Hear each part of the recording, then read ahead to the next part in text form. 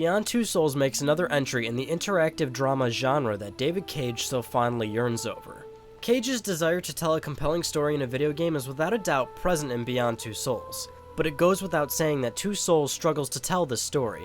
Beyond Two Souls has the soul, but it doesn't have the delivery you might have hoped for. The game stars Ellen Page, who takes the role of Jodie Holmes.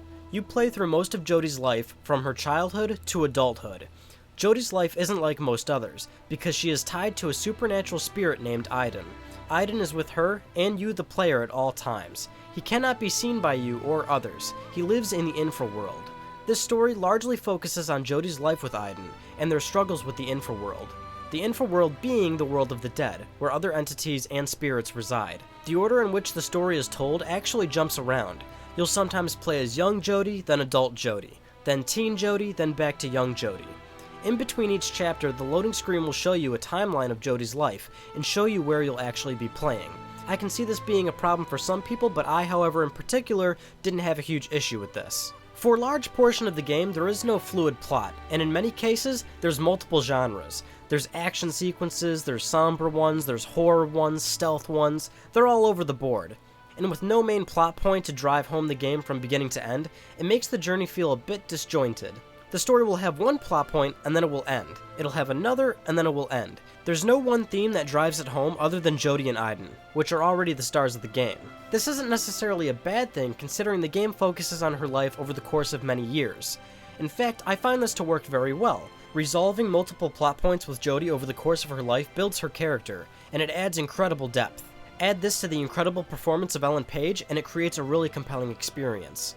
I felt like I knew this girl by the end of the game, and I only wanted what I felt was best for her. When a game gets you to care like that, and then gives you choice, that means something. Speaking of choice, let's talk more about that. David Cage and Quantic Dreams has always put an emphasis on choice, and this is heavily present in their past works. Beyond Two Souls takes a step backward in this regard. Choice is definitely here, and things you do can influence the game, but there are many instances in gameplay where it feels like no matter what you choose, you will always get the same result. And that is unfortunately true. During many chapters, things will end the same way no matter what.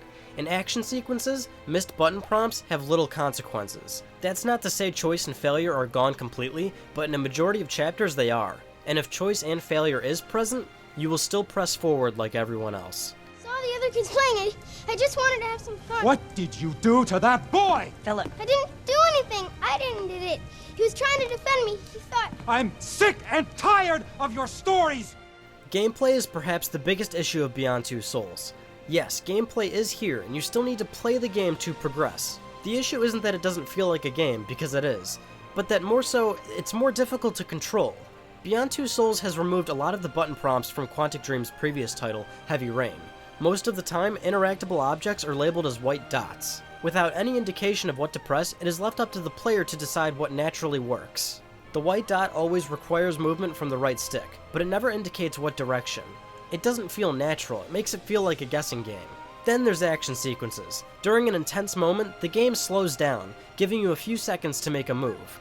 This has no prompt at all, again making the player decide what direction the stick should go in.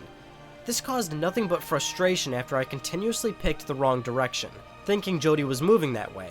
Then there's controlling Aiden. A lot of the time, Aiden can be played by tapping triangle, giving you a first-person view. You can glide freely around Jodie, and even pass through walls. With Aiden, you can interact with objects in the living world.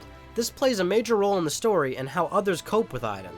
One exciting gameplay mechanic that seems to fall apart is Aiden's ability to possess and even kill people. Aiden can do these things to make certain situations advance, but it's very closed off. For example, there's a situation where there are soldiers hunting after Jodie. You can only possess 3 or so soldiers out of the 20 after you. Why?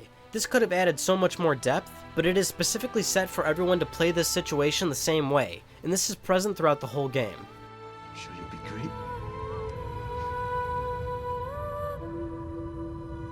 Damn. I'm gonna miss the hell out of you, princess.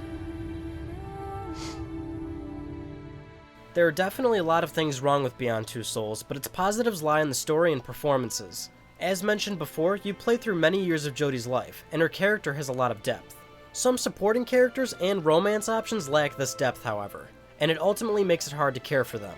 Willem Dafoe plays Nathan Dawkins, a scientist who studies Jodie. He delivers a great performance as well. The relationship between Jodie and Nathan play at the strings of a father and daughter relationship, but a strained one.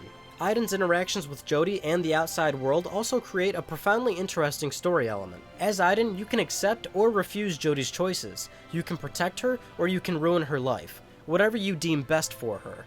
Each chapter can have you playing a very different scenario, but each have their own strengths. You'll be faced with situations of terror or emotional bliss. You might even easily relate to Jodie's life in some ways, some tragic and some beautiful. She's more than amazing. She's magnificent.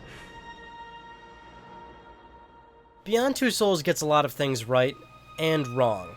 What it mostly does is create vastly different opinions. It's clear this game isn't for everyone, and as a reviewer myself, I have to justify my opinions. I didn't finish Beyond Two Souls thinking it was awful. I finished it very satisfied. I enjoyed it a lot, and it had a lot of fantastic moments. It definitely had some bad ones, but it never ruined the entire game for me. My suggestion is anyone even remotely interested is to give Beyond Two Souls a try. If there's one thing it has that other games don't, it's a unique experience, whether you enjoy it or not.